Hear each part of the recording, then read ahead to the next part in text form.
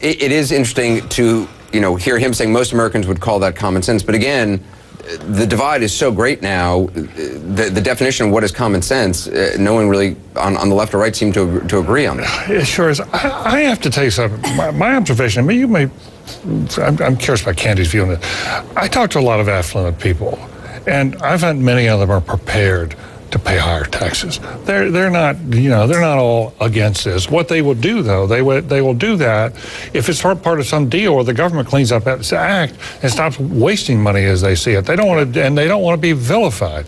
They don't want to be treated as they're the ones who brought this on. They don't see it that way. It's a much more complex story. So I think beating up on people who are affluent is wrong-headed. And frankly, I think they'd be prepared to do this. I think if some sensible Republican would come up with, like the Simpson-Bowles plan. Okay, which the president backed away from. I mean, yes, he did. Which there was and the Republican candidates right, as well. Everybody backed away from it. But Ken, I mean, it can't be just a coincidence that on the day Mitt Romney releases his returns, this president is focusing so much on taxes, or is it a coincidence? Well, he was going to do that anyway. I'm sure that Mitt Romney, I mean, if you're trying to, figure out their strategy here, I would assume that they put his taxes out thinking they get buried by the State of the Union address, and so they kind of dovetailed into it. Yeah, backfired. And I think it just backfired. I mean, I think they thought the story would go away, but instead it kind of just feeds into it. And I think on David's point, he's right.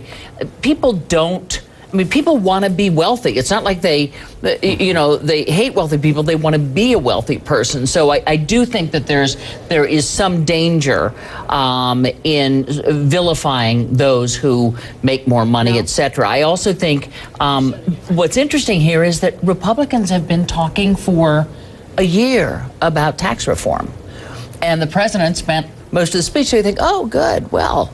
Everybody thinks we ought to have tax reform, but the problem is what the Republicans want is vastly, this is a huge surprise to you, I know, want a vastly different form of tax reform than what the president is talking about. Anderson? Go ahead, Roland. Anderson, remember during the debt ceiling debate, when the president talked about offering, it was 3-to-1 in terms of cuts compared to revenue, GOP still said no.